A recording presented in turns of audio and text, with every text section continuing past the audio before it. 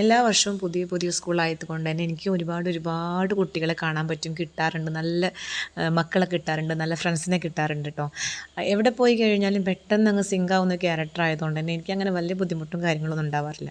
പക്ഷേ ഈ സ്കൂളുണ്ടല്ലോ ഒരു വല്ലാത്തൊരു വൈബാണ് കേട്ടോ. അവിടുത്തെ അറ്റ്മോസ്ഫിയർ, ആ സ്കൂളിൻ്റെ അന്തരീക്ഷം, ആ സ്കൂൾ സ്ഥിതി ചെയ്യുന്ന സ്ഥലമാണെങ്കിലും ആ സ്കൂളിലത്തെ പിള്ളേരാണെങ്കിലും എല്ലാം ഒരു പൊള്ളി വൈബ് തന്നെയാണ് കേട്ടോ.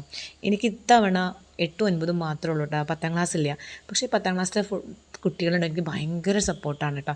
ഞാൻ അവരെ പേഴ്സണലി എനിക്ക് അവരെ അറിയില്ലെങ്കിൽ കൂടി എവിടെ നിന്ന് കണ്ടാലും ഹായ് ടീച്ചറെ, വ്ളോഗ് ഇടില്ലേ, ഇന്ന് ഇൻസ്റ്റയിൽ റീൽസ് ഇട്ടില്ലേ, ഞങ്ങൾ ഫോളോ ചെയ്തിട്ടുണ്ട്, തിരിച്ച് ഫോളോ ചെയ്യണമെന്നൊക്കെ പറയുമ്പോൾ ഭയങ്കര സന്തോഷമാണ് കേട്ടോ. മക്കൾ നമ്മളെ കൂടെ കട്ടക്ക് സപ്പോർട്ട് നിൽക്കുമ്പോൾ.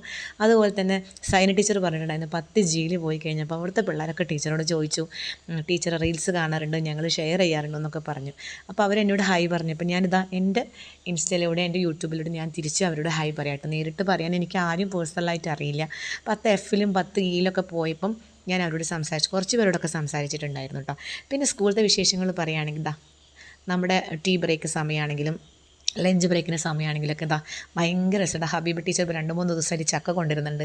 വർഗീസ് സാറാണെങ്കിൽ നമുക്ക് ഹലുവ കൊണ്ടുവരുന്നുണ്ട്, കൊല്ലത്തെ നട്ട്സ് കൊണ്ടുവരുന്നുണ്ട്. അപ്പോൾ എപ്പോഴും എന്തെങ്കിലുമൊക്കെ കഴിക്കാനായിട്ടൊക്കെ ഉണ്ടാവും. നല്ല ഹാപ്പി ആയിട്ടുള്ള സമയമാണ്. പിന്നെ എൻ്റെ ഫേവറേറ്റ് ടൈമാട്ടോ ലഞ്ച് ബ്രേക്ക്. നമ്മുടെ സ്കൂളിലെ ഫുഡ് തന്നെ നമ്മൾ കഴിക്കുന്നത്. കൂട്ടത്തിൽ നമ്മൾ മനോജ് സാറ് കൊണ്ടുവരുന്ന ഫുഡ് ഉണ്ടായിരിക്കും കേട്ടോ. സാറിൻ്റെ കറി, സാറിൻ്റെ വൈഫ് വെക്കുന്ന കറി ഒരു പൊള്ളിയാണ് കേട്ടോ, അത് പറയാതിരിക്കാൻ വയ്യ. പിന്നെ ബാക്കി എല്ലാവരും എന്തെങ്കിലുമൊക്കെ ആയിട്ട് കൊണ്ടുവരും. അതെല്ലാം കൂടി കൂട്ടിക്കുഴച്ച് നമ്മളൊരു ചട്ടിച്ചോറ് രൂപത്തിൽ അങ്ങോട്ട് കഴിക്കും. ഇതൊരിക്കലും മിസ് ചെയ്യാൻ പറ്റാത്തൊരു സമയമാണ്.